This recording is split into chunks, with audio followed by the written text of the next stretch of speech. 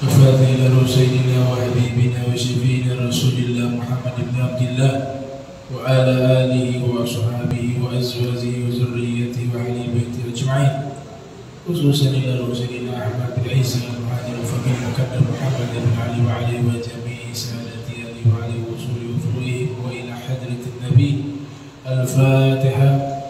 بسم الله الرحمن الرحيم. الحمد لله رب العالمين الرحمن الرحيم مالك يوم الدين. إياك نعبد وإياك نستعين اهدنا الصراط المستقيم صراط الذين أنعمت عليهم غير المغضوب عليهم ولا الضالين آمين. السلام عليكم ورحمة الله وبركاته. الحمد لله الذي هدانا لهذا وما كنا لنهتدي لولا أن هدانا الله، ثم الصلاة والسلام على رسول الله سيدنا محمد بن عبد الله وعلى آله وصحبه ومن والاه. أما بعد، سبحانك لا علم لنا إلا ما علمتنا إنك أنت العليم الحكيم. ربي اشرح لي صدري ويسر لي أمري واحلل عقدة من لساني يفقهوا قولي واسد لساني واهدي قلبي بحق سيدنا محمد صلى الله عليه وآله وسلم. يا من هو في علوه كائن، يا من هو في فعل حميد، يا من هو في مجد متين. اللهم اكرمنا بدور الفهم واخرجنا من ظلمات الوهم وارزقنا فهم النبي وحفظ المرسلين والهام ملائكة المقربين. ربنا زدنا علما وفهما وعقلا يا اكرم الاكرمين بحق سيدنا محمد خاتم الانبياء والمرسلين يا رحمن الرحيم. وصلى الله على سيدنا محمد وعلى آله وصحبه وبارك وسلم. الحمد لله رب العالمين. قال المصنف رحمه الله ورضي الله عنه وأرضاه ونفعنا به وبعلومه وأمدنا بأسراره وأعادنا ببركاته في الدارين. رضي الله عنكم. الفصل الأول: سيرة موسى قبل رسالته. تربية موسى في بلاط فرعون. مكث موسى بعد ولادته عدة أشهر في كنف والدته، ولما خافت افتضاح أمرها ألهمها الله أن تهيئ له صندوقا تضعه فيه ثم تتليه بالقاري ثم تلقي به في نهر النيل. وقد هدأ الله من روعها وبشرها بأنه سيرجعه إليها ويجعله من المرسلين. Fasal pertama, kita membahas tentang sirah Nabi Musa qabla risalah, yang artinya biografi Nabi Musa sebelum dilantik menjadi Rasul atau diperintahkan oleh Allah untuk menyampaikan risalah Allah. Nama Nabi Musa sebagaimana yang pernah sudah dijelaskan adalah nama Nabi yang paling banyak Allah sebutkan di dalam Al-Quran. Jadi kalau kita ingin cari tahu siapa di kalangan para Nabi yang namanya paling banyak disebut oleh Allah di dalam Al-Quran, maka jawabannya Nabi Musa alaihissalam. Allah sebutkan sebanyak 136 kali. 136 kali. Jadi nama Nabi Musa paling banyak disebut oleh Allah Subhanahu wa taala di dalam Al-Qur'anil Karim. Adapun arti dari Musa, ada pendapat bahwa Musa itu diambil dari bahasa Al-Misriyah Al-Qadimah, bahasa Mesir kuno. Dia tidak berasal dari bahasa Arab, tapi bahasa Al-Misriyah Al-Qadimah, bahasa Mesir kuno. Terdiri dari dua kata, mu dan sa. Mu ismul ma. Mu itu artinya nama air. Sa itu artinya syajar, pohon. Jadi arti dari nama Nabi Musa adalah air, pohon. Kenapa dinamakan dengan nama air pohon? Karena Nabi Musa itu ketika sang ibu mengalirkan Nabi Musa di Sungai Nil, posisi ketika sunduk peti yang berisikan Nabi Musa itu diletakkan di Sungai Nil, posisinya di antara air dan pohon, maka dinamakan dengan Musa. Musa artinya nama air, mu nama air, sa artinya pohon. Ini pendapat pertama, arti dari nama Nabi Musa. Pendapat kedua berasal dari bahasa Mesir kuno juga, Al-Misriyah Al-Qadimah, yang memiliki arti tiflun, anak kecil. Karena ditemukan Nabi Musa ketika masih bayi di dalam peti, maka dinamakan dengan Musa, yaitu seorang anak kecil, tiflun. Saya dapati makna yang lain dari arti nama Nabi Musa di dalam kitab berjudul Qisasul Anbiya yang ditulis oleh Al-Imam Ibnu Najjar. Disebutkan arti daripada nama Nabi Musa diambil dari bahasa Ibrani yang artinya hadiah dari sungai Nil. Karena ditemukan Nabi Musa di Sungai Nil, itu hadiah anugerah bagi ibu asuhnya. Ibu asuhnya siapa? Seorang wanita solehah, wanita terbaik yang bernama Asiyah bintu Muzahim, yang dimana Nabi Muhammad SAW pernah bersabda, khairun nisa'il alamin, arba', wanita terbaik sealam semesta ada 4 orang. Yang pertama Fatimah bintu Muhammad, Fatimah putrinya Nabi Muhammad. Yang kedua Khadijah bintu Khuwailid, istrinya Nabi Khadijah, putrinya Khuwailid. Yang ketiga Maryam binti Imran, Maryam putrinya Imran adalah ibunda dari Nabi Isa alaihissalam. Dan yang keempat Imra'atu Fir'aun, istrinya Fir'aun. Siapa namanya? Asiyah bintu Muzahim. Dan Asiyah bintu Muzahim masih perawan, masih gadis, walaupun statusnya sebagai istrinya Fir'aun. Karena Allah menjaga Asiyah tidak bisa disentuh oleh Fir'aun.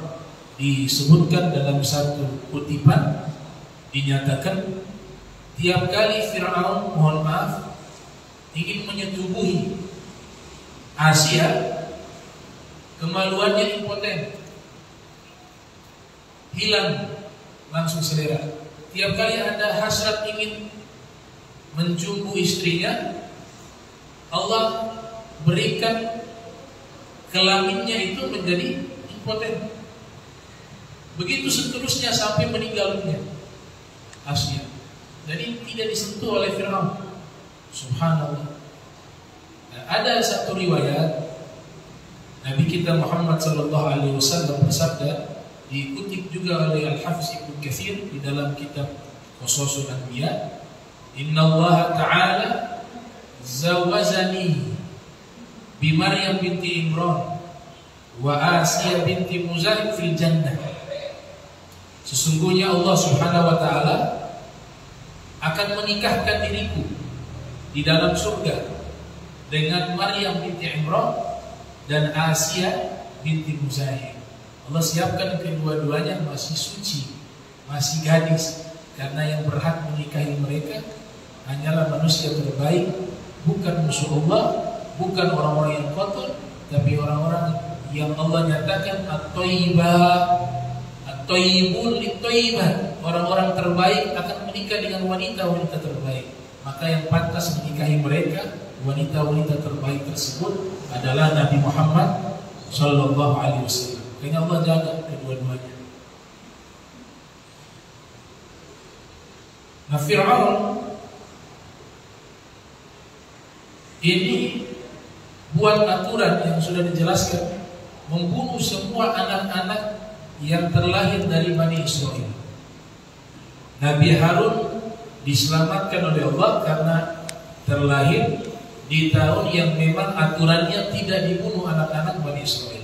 1 tahun dibunuh, 1 tahun dibunuh. Ketika Nabi Musa lahir bertepatan dengan waktu di mana dibunuhnya anak-anak yang lahir dari Bani Israel. Maka sang ibu khawatir dengan keselamatan putranya Nabi Musa. Tapi Allah Ta'ala menguatkan hati sang ibu. Allah berikan ilham kepada ibunya Nabi Musa. Wa awhayna ila ummi Musa anirdihi. Kami wahyukan kepada ibunya Nabi Musa. Di sini makna wahyu adalah ilham. Berarti ibundanya Nabi Musa bukan orang sembarangan, karena dapat tuntunan ilham dari Allah Subhanahu wa taala. Nah, sekarang kalau ibundanya Nabi Muhammad SAW masa disebutkan kafir? Ibunda Nabi Musa itu diberikan ilham oleh Allah.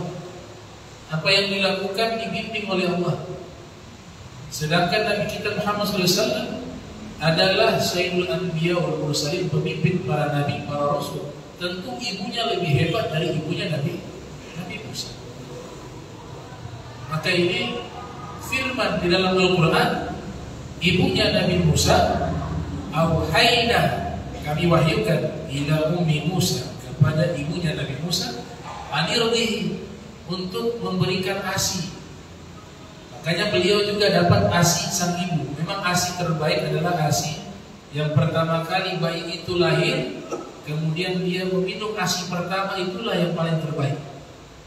Makanya Allah perintahkan jangan langsung diselamatkan Nabi Musa atau diletakkan di dalam peti untuk dialirkan ke sungai Nil, tapi Allah perintahkan terlebih dahulu menyusuilah terlebih dahulu, karena susu pertama ibu bagi anak itu adalah satu hal yang sangat penting.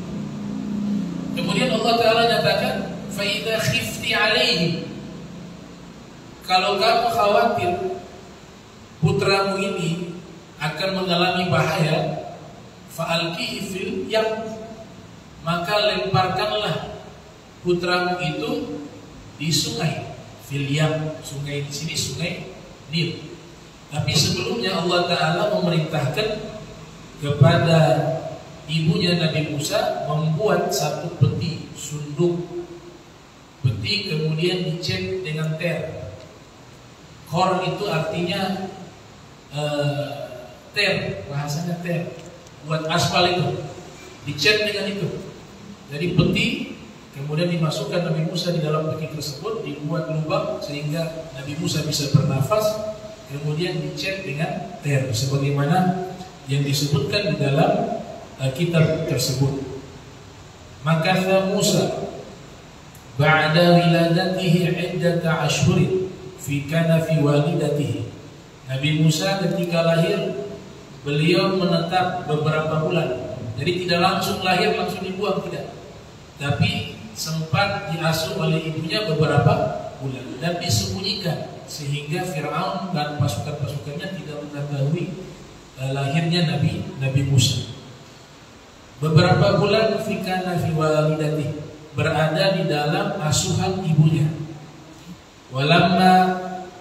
Walamma khafat iftidaha amriha, ketika sang ibu khawatir ada yang akan mengetahui bahwa ia melahirkan anak laki-laki, maka Allah memberikan ilham kepada ibunya Nabi Musa.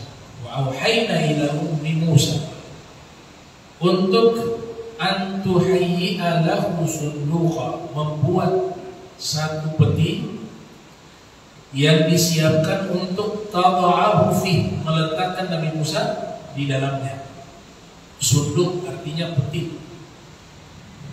Thumma tadlihi bil qar, kemudian diperintahkan sang ibu, Allah perintahkan sang ibu Nabi Musa untuk mengecat tadlihi, peti tersebut dengan ter, bil qari. Thumma tulki bihi fi nahrin Nail, kemudian Allah perintahkan untuk melemparkan atau meletakkan peti tersebut di aliran sungai Nil. Allah Ta'ala sudah berjanji kepada ibunya Nabi Musa lewat ilham, itu diabadikan di dalam Al-Quran. Wa auhayna ila ummi Musa anirtihi fa idza khifti alaihi fa'alqihi fil yam inna radduhu ilaiki wa ja'iluhu minal mursalin. Allah katakan, letakkan dia di sungai Nil, kata Allah.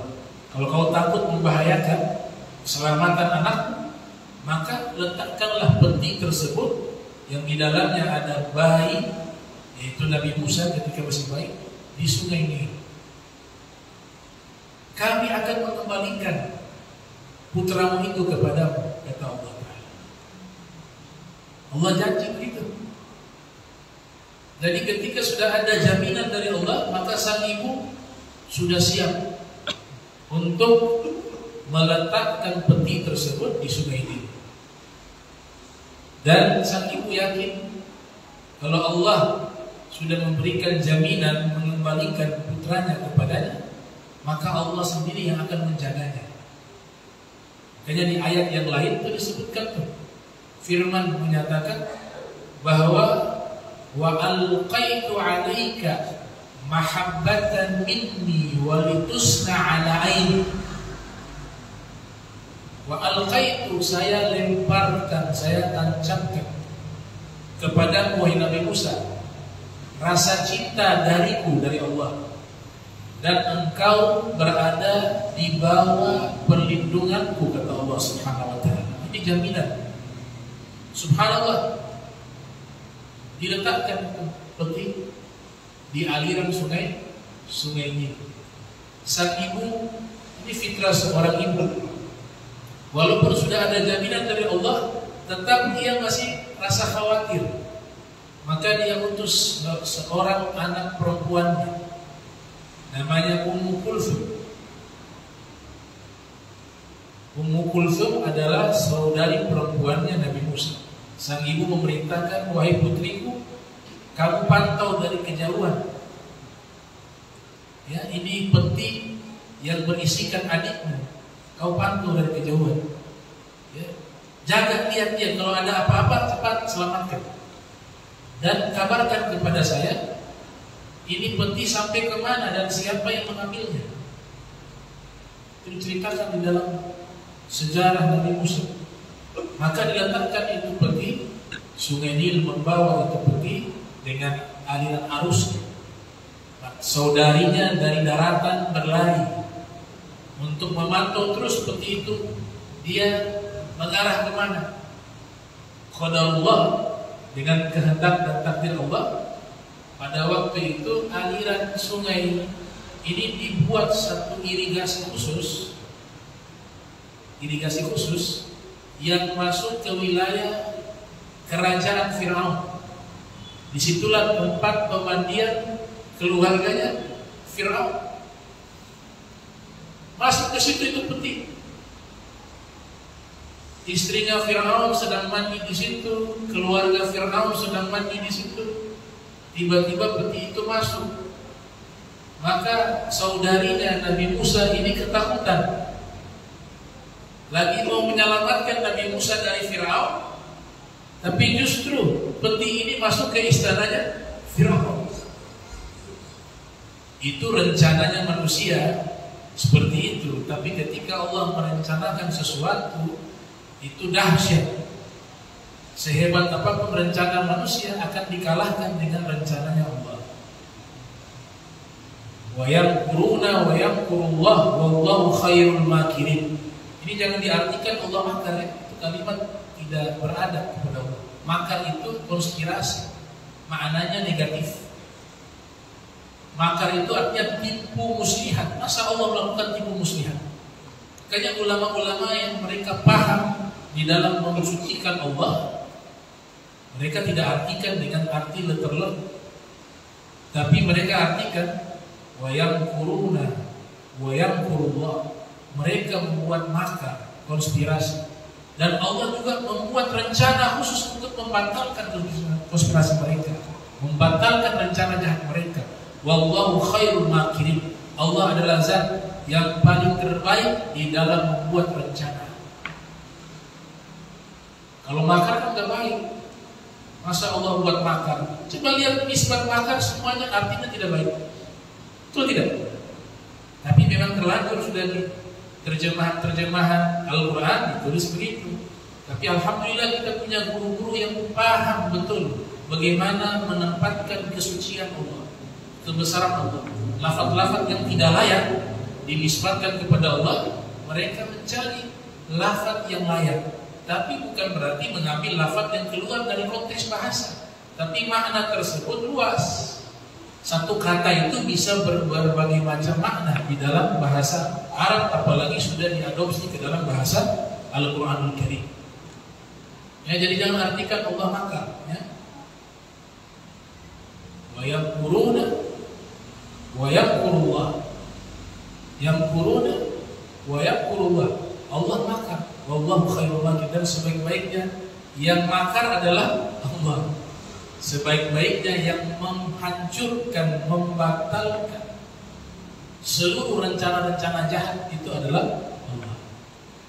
Maka ini masuk ke, ibaratnya keluar dari mulut singa masuk ke mulut buaya. Mau selamatkan, tapi justru masuk ke istananya Fir'aun. Maka saudarinya Nabi Musa ini berlari, bergegas menuju ke rumahnya untuk mengabarkan sang ibu. Wahai ibu, ini peti yang berisikan adikku Musa alaihissalam. Ini dia mengarah kemana? Waktu itu belum dikasih nama. Yang kasih nama Musa itu Asia, bukan ibu. Yang kasih nama Asia. Ini adikku ini petinya masuk ke istananya Firaun, dan yang mengambil itu adalah keluarganya Firaun. Mereka sedang mandi di situ. Sang ibu khawatir, kalau begitu kita pergi saja. Terus terang itu anakku. Kita berjuang jangan sampai dibunuh, karena ini sudah masuk ke istananya Firaun.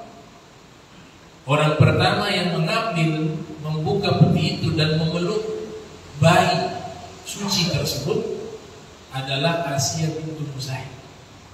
Allah sudah nyatakan, wa alqaitu 'alaika mahabbatan minni. Saya Allah tancapkan rasa cinta dariku kepada wahai Musa. Artinya apa? Setiap orang yang sudah menatap dan menggendong bayi Nabi Musa, ada orang yang menggendong seluruh, bukan hanya Nabi Musa, seluruh bayi yang mereka telah menjadi Nabi dan Rasul, semua yang menggendong pasti Allah tancapkan rasa cinta ke dalam hatinya kepada bayi tersebut.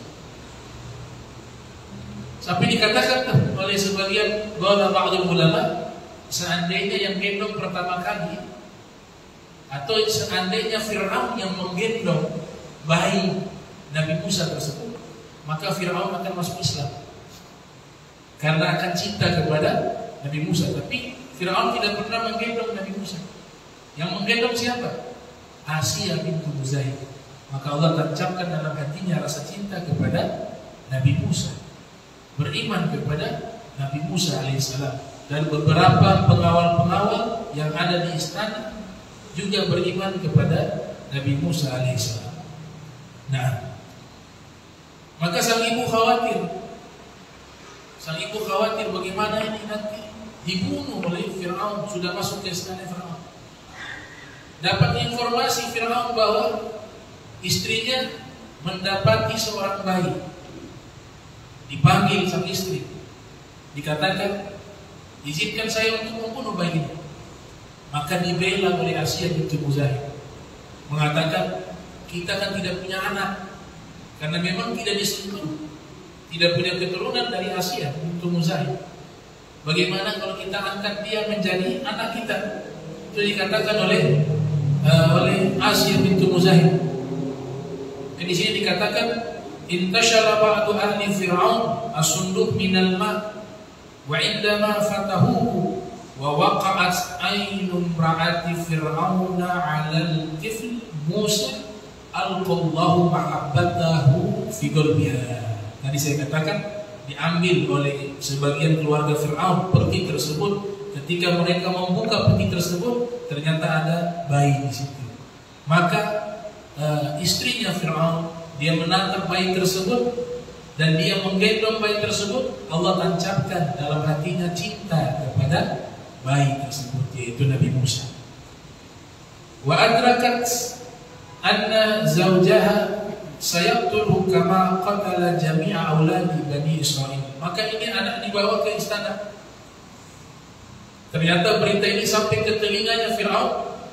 Fir'aun berniat mau membunuh anak itu, sebagaimana yang dia lakukan kepada seluruh anak-anak Bani Israil.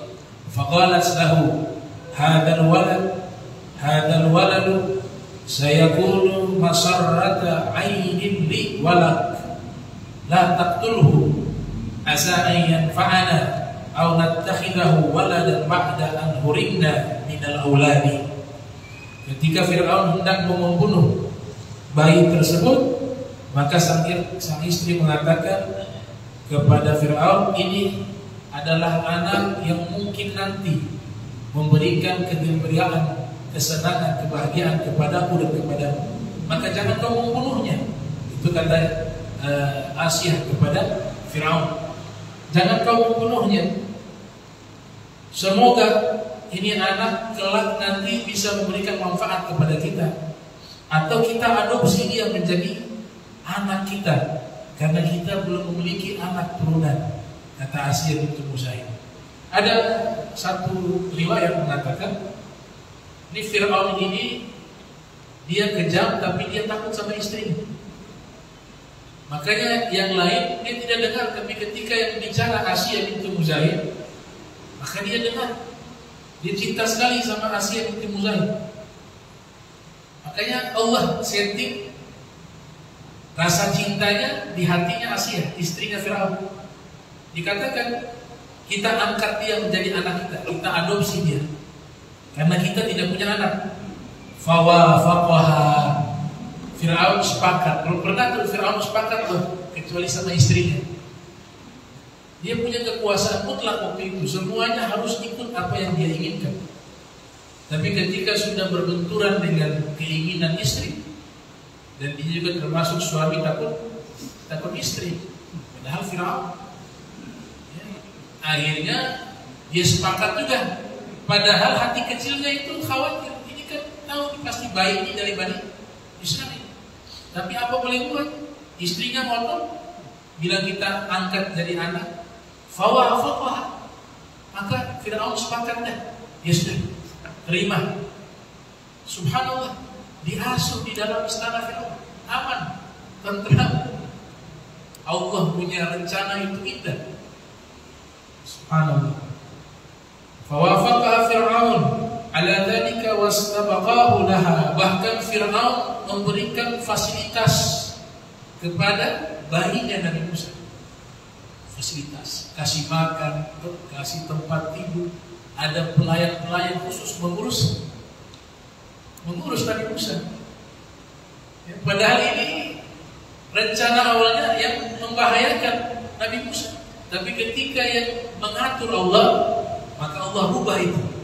Nabi Musa yang tadinya menjadi bahaya, justru sebaliknya Nabi Musa menjadi anugerah bagi Fir'aun, dan Fir'aun menjaganya, memberikan makan, memberikan fasilitas.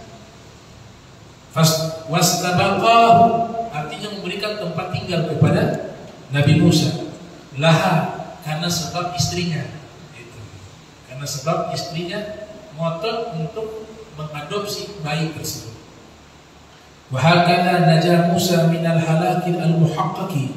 Beginilah Nabi Musa, dia selamat dari kebinasaan yang benar-benar terjadi.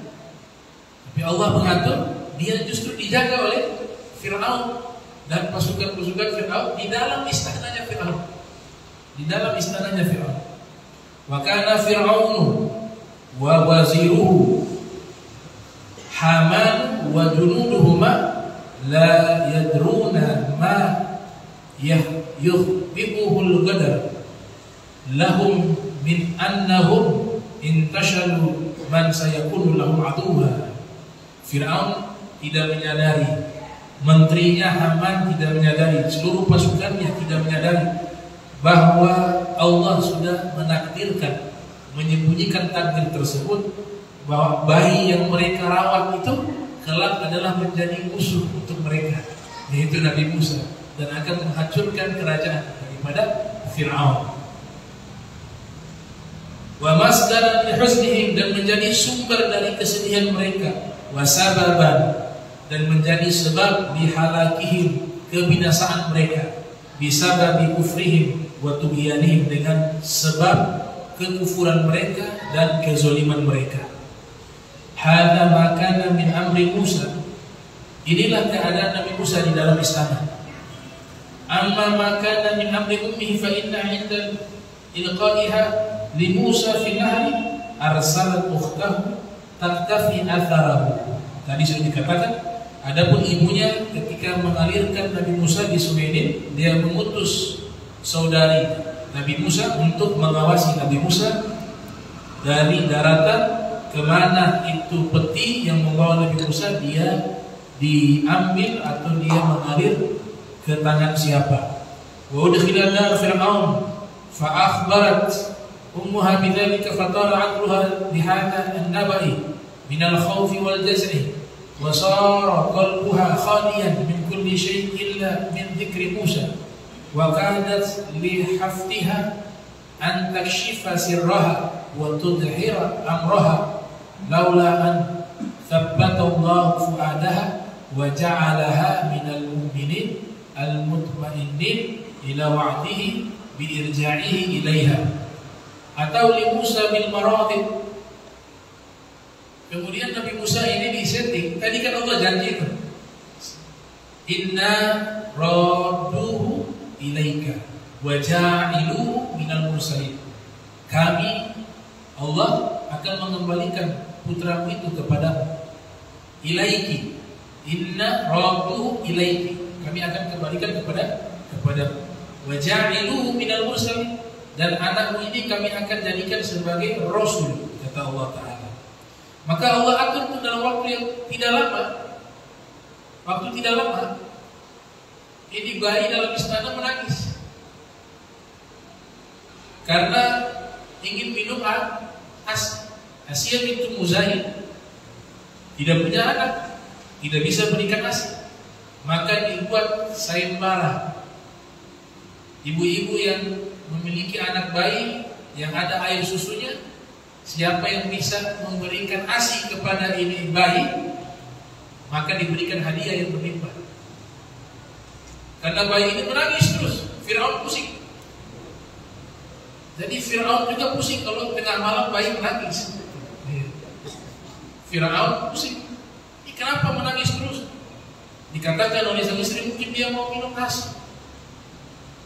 Buat sayembara semua ibu-ibu yang punya air susu, yang punya bayi, siapa yang bisa menenangkan ini bayi dan bisa memberikan ASI-nya kepada ini bayi, maka diberikan hadiah. antri. Ibu-ibu yang dalam keadaan memiliki air susu. Tapi Allah haramkan. Wa harramna alaihi al-maradi' dalam Al-Qur'an. Wa harramna alaihi maradi'. Kami haramkan Nabi Musa meminum air susu dari ibu-ibu yang memiliki ASI selain ibunya. Dalam tafsir utama selain ibu. Jadi dicoba, tidak bisa. Nabi Musa tidak mau minum, pusing Firaun, bagaimana? Diganti-ganti ibu yang ASI, tidak bisa juga, tidak bisa juga. Saudari Nabi Musa mau cari informasi bagaimana keadaan adiknya di dalam istana Firaun. Ketika dia masuk ke istana, dia lihat orang lagi antri. Ibu-ibu yang punya ASI itu lagi antri. Ditanya kepada pengawal yang ada, ini kenapa mereka? Ini bayi baru ditemukan, dia menangis sepanjang malam karena haus ingin minum ASI. Tapi ini semua sudah coba, dia tidak mau minum. Ambil kesempatan oleh saudarinya Nabi Musa, dia kembali ke rumahnya, dia kabarkan sang ibu, wahai ibu, itu anak dia menangis terus di istana. Sekarang dia butuh ASI. Coba ibu, ikut saja saya para ibu. Mungkin dia akan minum. Karena ini adalah putra. Maka berangkatlah ibunya Nabi Musa ke istana. Semuanya ditolak oleh Nabi Musa, tidak mau meminumnya. Maka ibunya Nabi Musa datang, dia coba menggendong itu bayi, diberikan ASI, baru bisa minum itu ASI. Indah kalau Allah punya cara itu. Indah. Minum, tenang, dia sudah tidak menangis. Firaun senang dengan istrinya. Mengatakan, kasih dia hadiah sebanyak-banyak. Kata Asia, kamu susui, kami kasih gaji. Maka sang ibu mengatakan, oh saya tidak bisa terus di istana. Saya masih punya anak-anak di rumah. Bagaimana kalau anak ini saya susui di rumah saya? Kata Asia, silakan, yang penting kamu kasih ASI. Padahal kamu rawat dengan baik. Kalau tanya Fir'aun senang, dia lebih baik dia di luar istana. Karena tidur satu kamar berisik. Silakan di bawah. Di bawah dayang-dayang. Pelayan khusus di dalam rumahnya ibunya Fir'aun, membantu, mengasuh, merawat Nabi Musa. Sudah begitu dikasih gaji oleh Fir'aun. Itu yang disebut khairul makirin. Itu yang disebut khairul makirin. Sebaik-baiknya yang bisa membatalkan rencana-rencana jahat itu Allah Subhanahu wa ta'ala. Jadi akhirnya sang ibu bahagia, bisa merawat. Dan itu janji Allah tidak lama. Inna Allah la yukhliful mi'ad. Allah Subhanahu wa ta'ala tidak pernah mengingkari janji. Dikembalikan. Bukan sekedar dikembalikan, diberikan anugerah. Dikasih itu gaji, dikasih hadiah, dikawal oleh pengawal, ada dayang-dayang. Itu ibunya hanya tugasnya apa? Kasih. Subhanallah. Atau li Musa bil maradi walakinnahu afahunna jami'an. Fataqaddama ukhtuhu wa 'aradat 'alaihim an tad'u lahum imra'atan turdihim wa qabilu dhalika wa ba'athuha fi talabil murdi'ah faja'at bi ummihi fasta'nasa biha al-walid waltaqama thadiyaha duna sa'id al-maradi wa hakadha ayqanat ummu Musa anna wa'dallahi haqqun. Di sini ibunya Nabi Musa menambah yakin bahwa seluruh janji Allah itu adalah hak, benar. Makanya kalau kita lihat di dalam Al-Quran ada janji-janji dari Allah, ada janji-janji dari Nabi Muhammad. Tugas kita harus yakini. Kalau kita tidak yakini itu percuma, gak bisa memberikan manfaat. Itu dikatakan di dalam kitab Ibriti, idil fata hasba i'tiqadih rufi' wa kullu man lam ya'taqid lam yantafi'. Seseorang itu mulia berdasarkan keyakinannya kepada Allah. Siapa yang tidak memiliki keyakinan di dalam melakukan sesuatu, maka hal itu tidak akan memberikan manfaat. وهكذا كانت أم موسى أن وعد الله حق بعد أن أرجع الله إليها. اقرأوا هذه الآية وأوحينا إلى موسى أن ألقيه فإذا خفت عليه فألقيه في اليم ولا تخافي. Allah katakan kepadanya, jangan kamu takut wahai ibu, wala tahzani, jangan kamu sedih wahai ibu, inna radduhu ilaiki, sesungguhnya kami akan mengembalikan putramu kepadamu, wa ja'iluhu minal mursalin, dan akan menjadikan putramu itu termasuk adalah rasul, orang-orang yang diutus oleh Allah Subhanahu wa taala. Insyaallah nanti kita lanjutkan lagi masih membahas Nabi Musa di pertemuan berikutnya. Bismillahirrahmanirrahim. Alhamdulillahirabbil alamin. Allahumma shalli wa sallim ala sayyidina Muhammad. Allahumma jam'ana hadza jam'an marhuma wa tafarraqan ba'da tafarraqan ma'suma wa la tajal minna wa la minna shakila mahruma. Subhanaka bihamdika astaghfiruka wa atubu ilaik. Wa sallallahu ala sayyidina Muhammadin wa ala alihi wa sahbihi wa barik wasallam. Wa assalamu alaikum warahmatullahi wabarakatuh.